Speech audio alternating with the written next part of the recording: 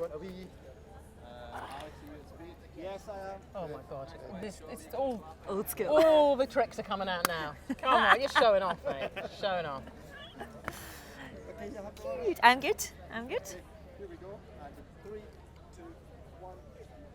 Sue Perkins, back at the Edinburgh Book Festival here at Charlotte Square with your book that is called East of Croydon. That was. I passed my first test. I can remember You my own book. remembered Like, ooh, it's all good. It's all good now. But this is based on your travels for a documentary.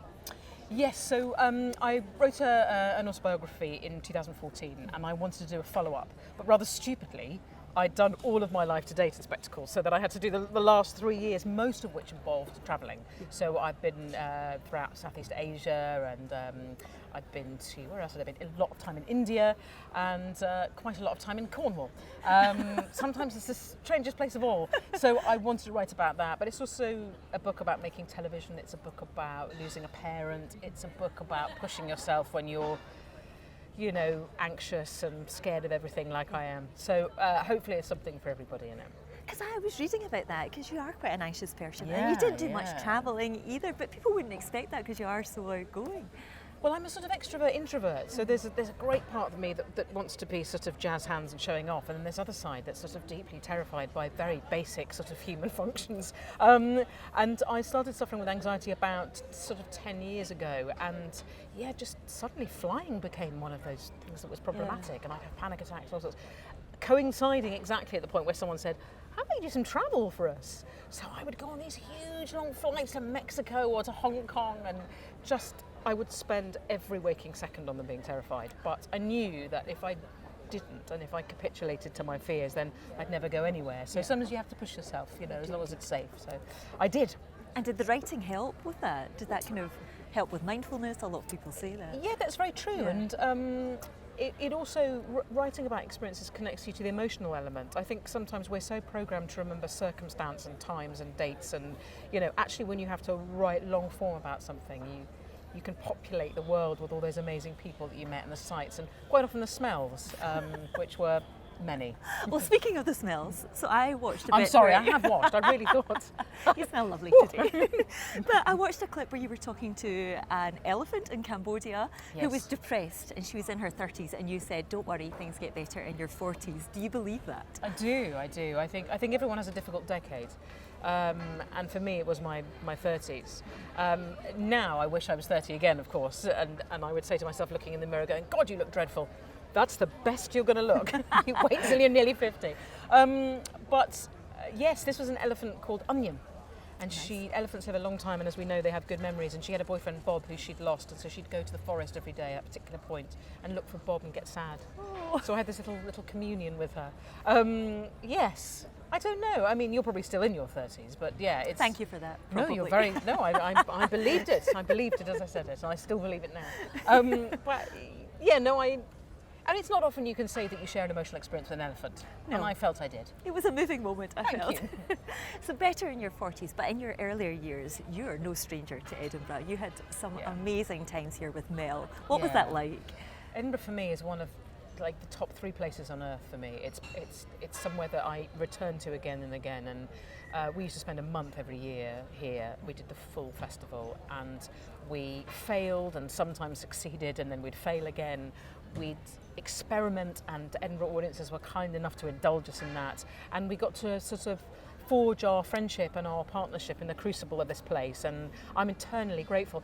And it's beautiful, and the beer is brilliant. And also, when we were kids, it had the most lenient licensing laws in the world. So for all those reasons, it feels like homecoming, coming back here, and to see how it's grown. I mean, it was huge then, but to see year on year, it sort of defies the idea that everything has a limit. The Edinburgh Festival seemingly just keeps on going. Would you say it shaped your career? Without question, it's the most important place that shaped our career, because you can just put on a show, Yeah. however cockamamie it is and how sort of barely funded and poorly rehearsed. There's always the top floor of a terrible tenement building somewhere that is prepared to put on a naked version of Equus, as I discovered. So for that, again, thank you. And another thing that defined your career, light lunch. Yeah. Now, that was something completely different at that time, because I remember tuning in and thinking it was just like nothing I had ever seen. What was it like being part of that? Well, it was sort of extraordinary, really, and that came from being in Edinburgh. It came from, again, establishing a double act here, and some TV folk saw us and thought, well, they look ridiculous, but we'll give them a punt. And actually, we were not their preferred option because we were so sort of scatty and badly dressed. So they would test everybody else who was, proper presenters, and eventually, by dint of our persistence, we got the gig. But it was brilliant for us because it was live, and that, as you say, was what made it unusual in that environment at the time. And there was a sort of formal chaos to it. And again, we could just play, and that, all my career, whether it's been an uptime or a downtime, has been based on just playing and trying things out, and that was such a creative space to do that. And we got to put Gwyneth Paltrow's head in a box. You don't get to do that very often. What more could She you want? was not amused. Was she? In retrospect, I think we probably pushed that. And we thought we were being so original. It was just after Seven had come out. We thought we were the only people that thought of that. I suspect she spent most of the publicity fortnight with her head in various boxes. God, we're tragic. I love it.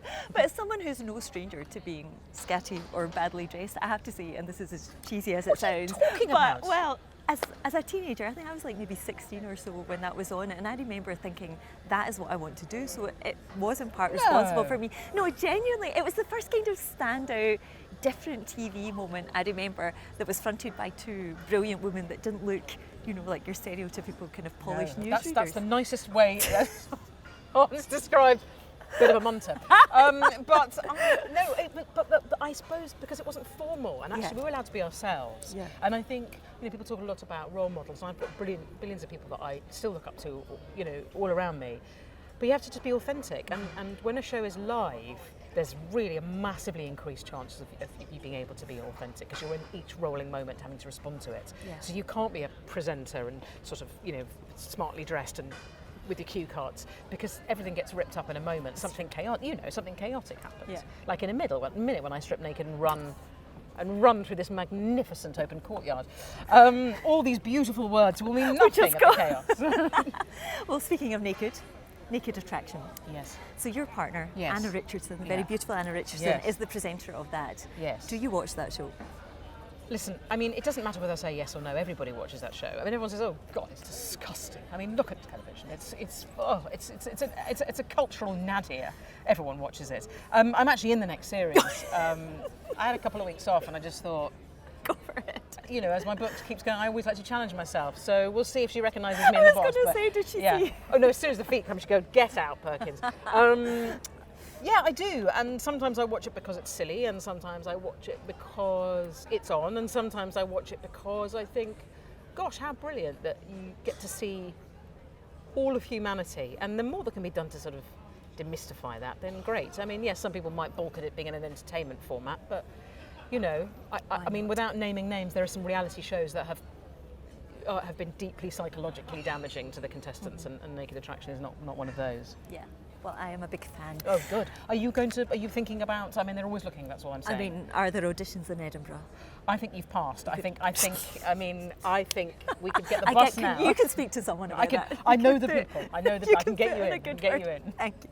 I'll be sacked from the... I tell you what, there's a documentary to be made for what's happening backstage, let me tell you. That's all I'm going to say. I don't wish to tantalise the viewers anymore, but yes. We shall pitch it. Now, when shall we see you back on the screen? Well, I am in a travelogue. I went to Japan, which was extraordinary, and had the most mind-blowing time trying to work out. It's like being, landing in an alien world, and it was really fascinating. That's on the BBC, I think around about the 19th of September, but don't quote me on that because I'm absolutely rubbish. Thank God I've got professional people around me. So round about mid-September on BBC One, and Mel and I are in a comedy called Hitmen on Sky. I think either the very tail end of this year or the beginning of next, where we play a couple of, I don't want to say middle-aged, but let's say slightly more advanced in years. More mature. Assassins. Wow. Yes.